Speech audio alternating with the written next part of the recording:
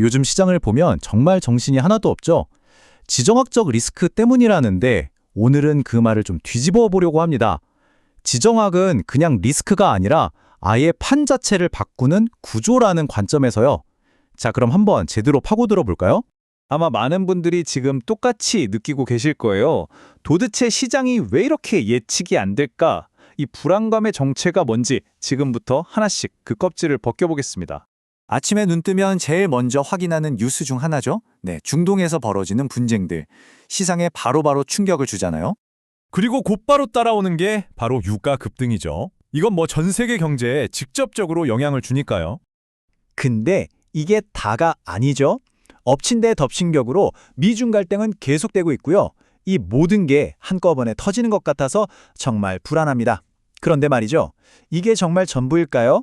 우리가 놓치고 있는 건 없을까요? 자, 바로 이 지점입니다. 우리는 지금까지 개별적인 이벤트에만 정신이 팔려 있었던 거예요. 하지만 진짜 중요한 이야기는 훨씬 더 거대한 구조의 변화에 있습니다. 뭐랄까, 우리는 지금 눈앞에 파도만 보고 있는데 사실은 바다의 조류 자체가 완전히 다른 방향으로 흐르기 시작했다는 거죠. 그럼 이 새로운 구조라는 게 대체 뭘까요? 이걸 이해하려면 완전히 새로운 세계 지도를 머릿속에 그려야 합니다. 미국 국가정보국 ODNI에서 앞으로 몇 년간 세상을 뒤흔들 5가지 핵심 요소를 꼽았는데요. 바로 지금 보시는 이 5가지입니다. 그런데 여기서 진짜 중요한 건 말이죠. 이 5가지가 따로따로 움직이는 게 아니라는 겁니다. 이게 바로 피드백 루프라는 건데요. 쉽게 말해서 서로가 서로의 꼬리를 물면서 몸집을 키우는 거예요. 예를 들어 미중 기술 경쟁이 심해지면 이게 러시아 우크라이나 전쟁의 양상을 바꾸고 또 그게 중동의 에너지 판도에 영향을 주고 이런 식이죠. 모든 게 연결돼서 서로를 증폭시키는 하나의 거대한 시스템이 된 겁니다. 자, 다음으로 넘어가서 그럼 이런 새로운 구조가 우리 경제의 룰을 어떻게 바꾸고 있는지 한번 보죠. 한마디로 거대한 재배치의 시대가 열렸습니다. 이 표가 모든 걸 말해주는데요. 예전에는 무조건 싸고 효율적으로 만드는 게 최고였잖아요. 근데 지금은요. 우리 편, 지정학적으로 안전한 곳이 먼저입니다. 기술도 그냥 기업들끼리 경쟁하는 시장 논리가 아니라 국가의 생존이 걸린 안보 자산이 됐고요. 돈의 흐름도 마찬가지예요. 수익률보다 전략적인 위치가 더 중요해졌습니다. 이걸 그냥 디커플링이라고만 생각하면 안 돼요. 이건 훨씬 더 근본적인 재배치입니다. 그리고 이 거대한 재배치의 한가운데 바로 그 심장부에는 기술이 있습니다. 특히 반도체나 AI는 이제 그냥 잘 나가는 산업이 아니에요. 이건 말 그대로 국가의 힘, 권력 그 자체를 떠받치는 핵심 인프라가 된 거죠. 이 말이 정말 와닿지 않나요? 과거에는 기업이 경쟁했다. 지금은 국가가 기업을 통해 경쟁한다. 이제 삼성이나 애플의 경쟁은 단순히 기업 간의 경쟁이 아니라 그 뒤에 있는 국가들의 대리전이 된 겁니다. 자, 그럼 이런 세상에서는 싸움의 방식도 달라지지 않을까요? 당연히 그렇습니다.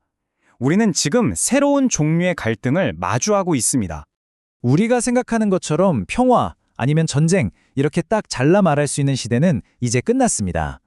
대신에 저강도 지속 갈등의 시대가 온 거죠.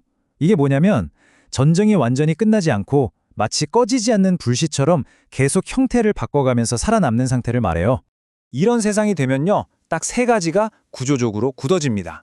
첫째, 방산업 수요는 이제 일시적인 게 아니라 꾸준히 갑니다. 둘째, 사이버 공격은 특별한 사건이 아니라 그냥 일상이 되고요. 마지막으로 에너지 공급망 리스크는 계속해서 우리를 괴롭힐 겁니다. 특히 주목해야 할 게 바로 이 사이버 전쟁인데요. 이건 뭐 영화 속 이야기가 아닙니다. 총 한 발 쏘지 않고도 금융망이나 전력망을 공격해서 나라 전체를 멈춰 세울 수 있다는 거죠. 사실 이 보이지 않는 전쟁은 이미 한창입니다. 자, 여기까지가 진단입니다. 좀 암울하게 들리셨나요? 하지만 우리는 투자자잖아요. 그럼 이제 뭘 해야 할지 이 새로운 시대를 위한 구체적인 투자 플레이북을 한번 열어보겠습니다. 시장이 왜 이렇게 널뛰기를 하냐고요?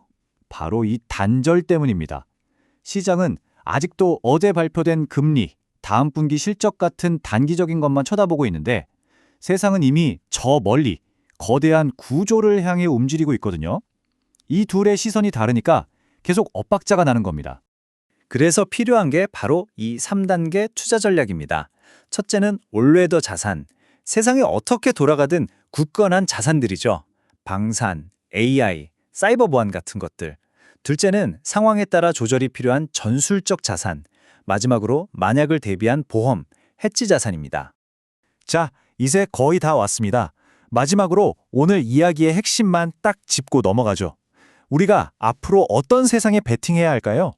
오늘 내용 혹시 다 잊어버리시더라도 이 세 가지만은 꼭 기억하셨으면 좋겠습니다. 첫째, 지정학은 더 이상 외부 변수가 아니라 그냥 시스템 그 자체다. 둘째, 기술은 산업이 아니라 권력이다. 그리고 셋째, 전쟁은 끝나지 않고 이제 우리 사회의 구조가 된다. 결국 이제 투자라는 건요. 그냥 오를 만한 주식 하나 고르는 게 아니게 됐습니다. 그보다 훨씬 더 큰 질문을 던지는 행위가 된 거죠. 나는 과연 어떤 미래를 믿는가? 그리고 그 미래에 내 돈을 걸겠다. 바로 이겁니다. 그래서 마지막 질문을 여러분께 던집니다. 시장은 앞으로도 계속해서 단기적인 파도에 휩쓸리겠죠? 하지만 큰 돈의 흐름, 즉 조류는 결국 이 구조를 따라가게 될 겁니다.